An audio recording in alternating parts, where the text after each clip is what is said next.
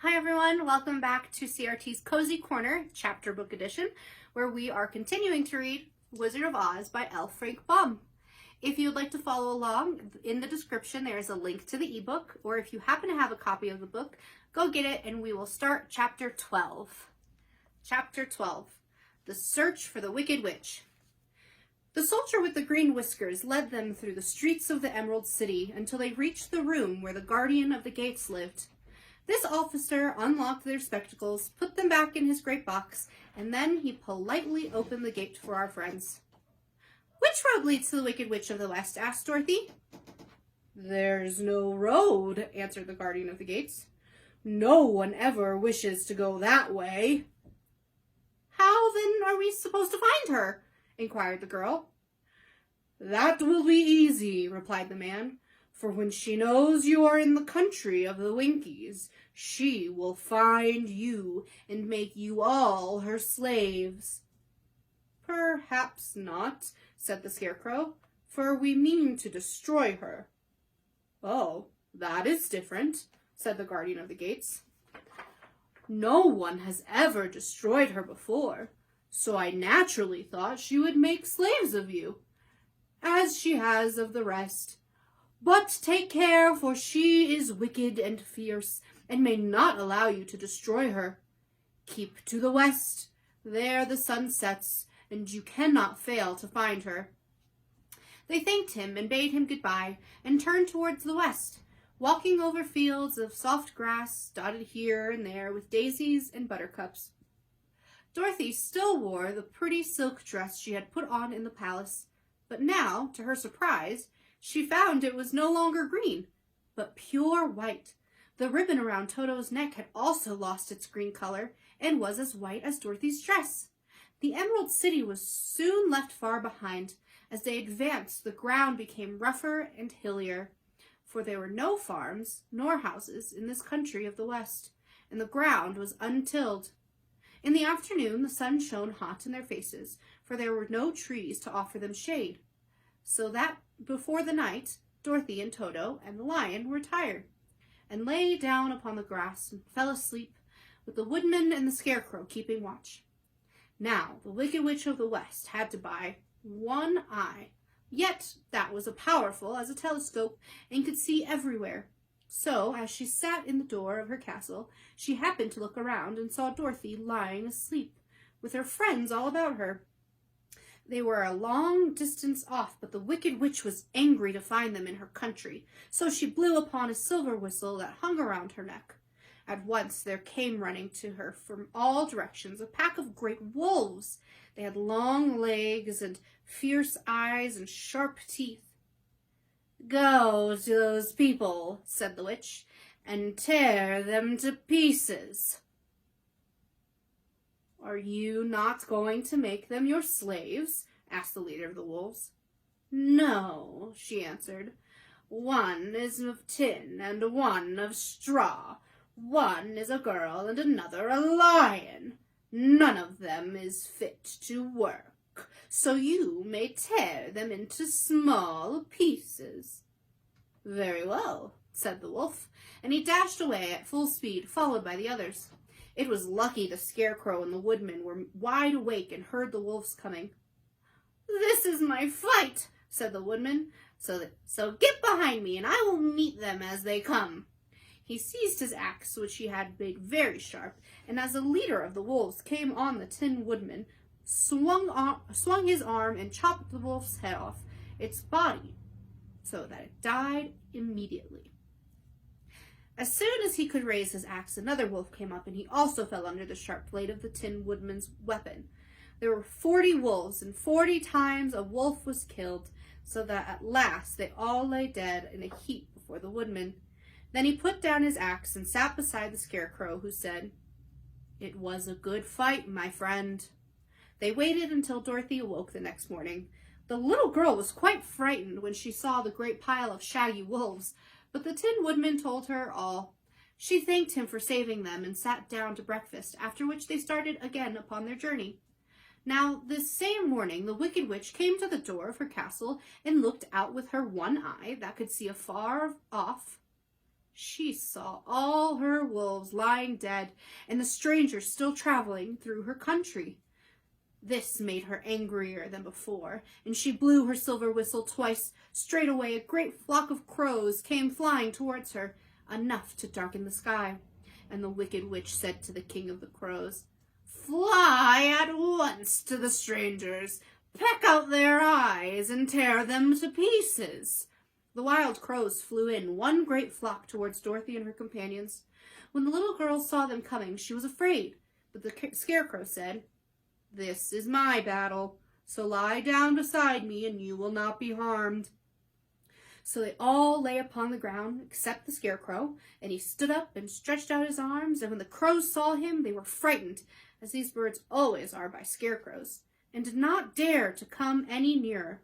But the king crow said, "It's only a stuffed man. I will peck his eyes out." The king crow flew at the scarecrow, who caught it by the head and twisted its neck off until it died. And then another crow flew at him, and the scarecrow twisted its neck also. There were 40 crows, and 40 times the scarecrow twisted a neck, until at last all were lying dead beside him. Then he called to his companions to rise, and again they went upon their journey. When the wicked witch looked out again and saw all her crows lying in a heap, she got into a terrible rage and blew 3 times upon her silver whistle. Forthwith there was a herd, a great buzzing in the air, and a swarm of black bees came flying toward her. "Go to the strangers and sting them to death," commanded the witch, and the bees turned and flew rapidly until they came to where Dorothy and her friends were. But the woodman had seen them coming, and the scarecrow had decided what to do.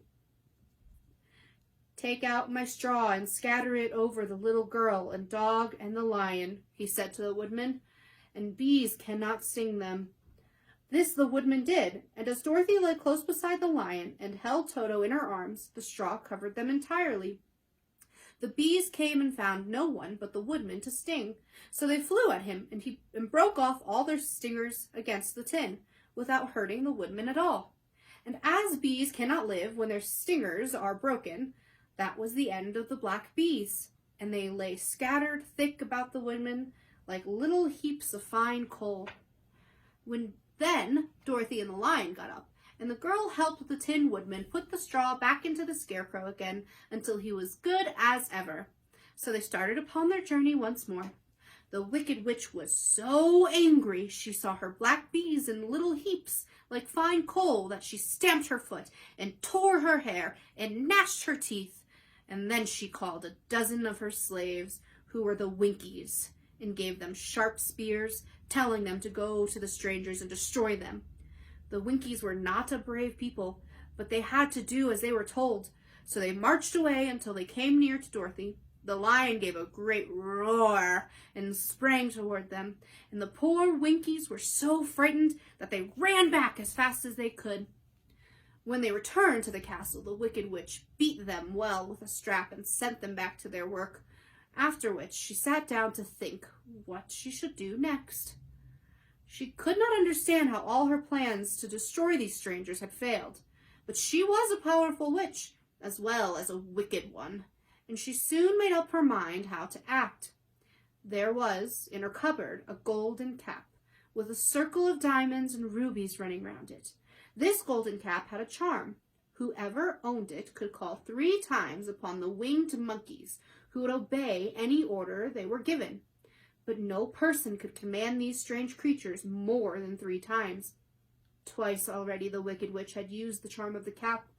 Once was when she made the Winkies her slaves and set herself to rule over their country. The winged monkeys had helped her do this. The second time was when she had fought against the great Oz himself and driven him out of the land of the West. The winged monkeys had also helped her in this doing.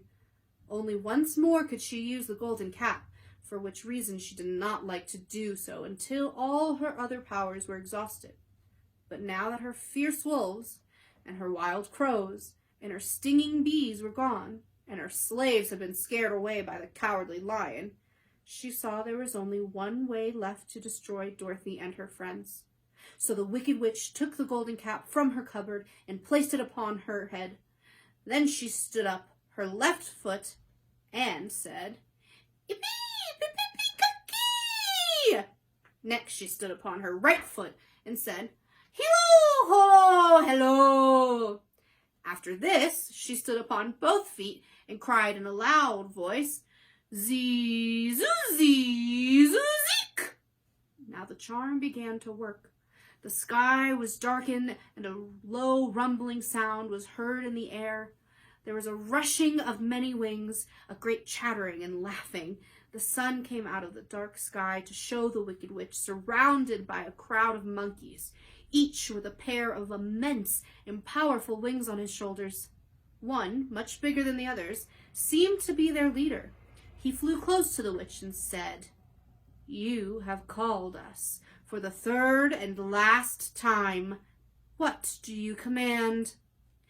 "Go to the strangers who are within my land and destroy them, all except the lion," said the wicked witch.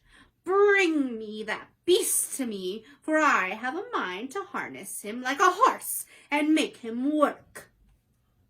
"Your command shall be obeyed," said the leader. And then with a great deal of chattering and noise, the winged monkeys flew away to the place where Dorothy and her friends were walking. Some of the monkeys seized the Tin Woodman and carried him through the air until they were over a country thickly covered with sharp rocks. Here they dropped the poor woodman, who fell a great distance to the rocks, where he lay so battered and dented that he could neither move nor groan. Others of the monkeys caught the Scarecrow, and with their long fingers pulled all of the straw out of his clothes and head. They made his hat and boots and clothes into a small bundle and threw it into the top of the branches of all the tree. The remaining monkeys threw pieces of stout rope around the lion and wound many coils about his body and head and legs until he was unable to bite or scratch or struggle in any way. Then they lifted him up and flew away with him to the witch's castle, where he was placed in a small yard with a high iron fence around it, so that he could not escape. But Dorothy, they did not harm her at all. She stood with Toto in her arms, watching the sad fate of her comrades, and thinking it would soon be her turn. The leader of the winged monkeys flew up to her, his long, hairy arms stretched out, and his ugly face grinning terribly. But he saw the mark of the good witch's kiss upon her forehead and stopped short, motioning to the others not to touch her. "We dare not harm this little girl," he said to them, "for she is protected by the power of good, and that is greater than the power of evil.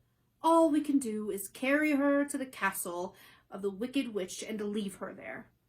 So carefully and gently they lifted Dorothy in their arms and carried her swiftly through the air until they came to the castle, where they set her down upon the front doorstep.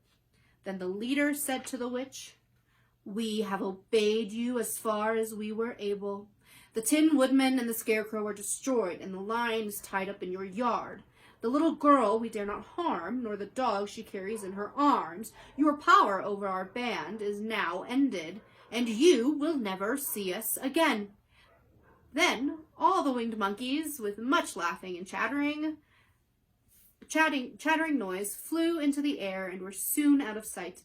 The wicked witch was both surprised and worried when she saw the mark on Dorothy's forehead, for she knew well that neither the winged monkeys nor she herself dare hurt the girl in any way.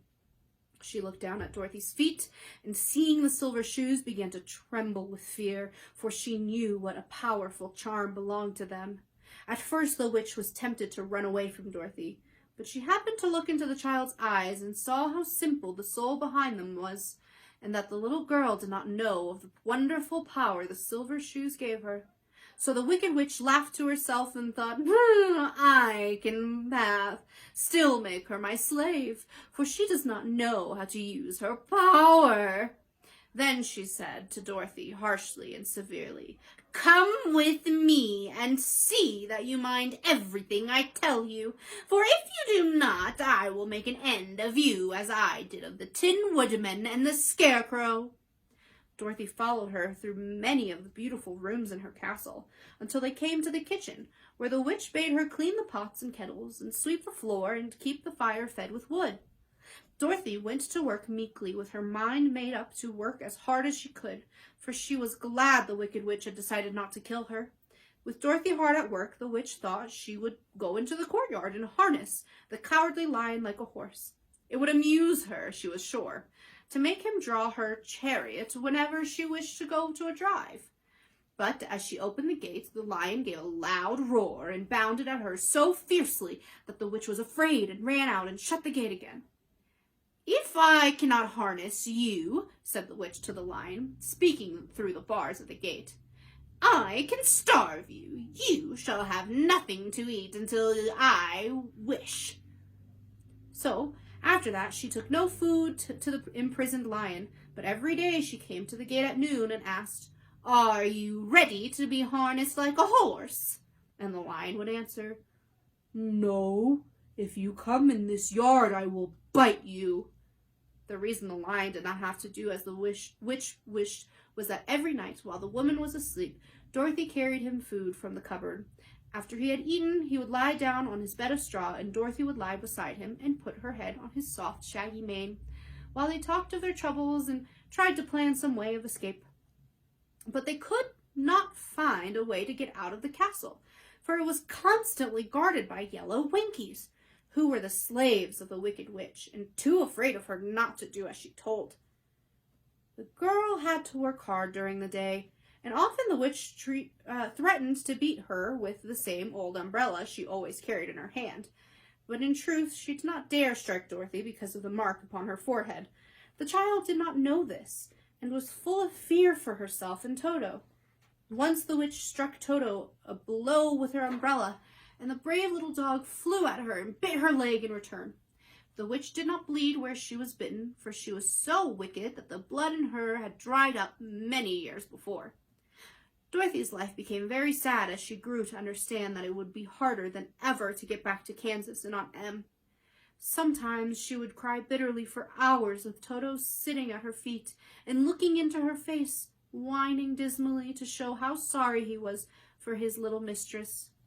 Toto did not really care for whether he was in Kansas or the land of Oz, so long as Dorothy was with him. But he knew the little girl was unhappy, and that made him unhappy too. Now, the wicked witch had a great longing to have for her own the silver shoes which the girl always wore. Her bees and her crows and her wolves were lying in heaps and drying up, and she had used up all the power of the golden cap. But if she could only get hold of those silver shoes, they would give her more power than all the other things she had lost.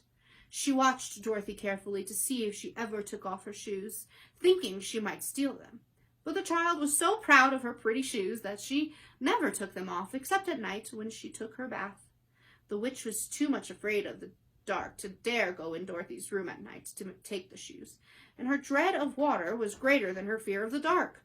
So she never came near when Dorothy was bathing. Indeed, the old witch never touched water, nor ever let water touch her in any way. But the wicked creature was very cunning, and she finally thought of a trick that would give her what she wanted. She placed a bar of iron in the middle of the kitchen floor, and then, by her magic arts, made the iron invisible to the human eye, so that when Dorothy walked across the floor, she stumbled over the bar, not being able to see it, and fell at full length. She was not much hurt, but in her fall, one of the silver shoes came off, and before she could reach it, the witch had snatched it away and put it on her own skinny foot. The wicked woman was greatly pleased with the success of her trick, for as long as she had one of the shoes, she owned half the power of their charm, and Dorothy could not use it against her, even had she known how to do so. The little girl, seeing she had lost one of her pretty shoes, grew angry and said to the witch, "Give me back my shoe." "I will not," retorted the witch, "for it is now my shoe and not yours." "You are a wicked creature," cried Dorothy. "You have no right to take my shoe from me." "I shall keep it just the same," said the witch, laughing at her, "and someday I shall get the other one from you too. Ha!"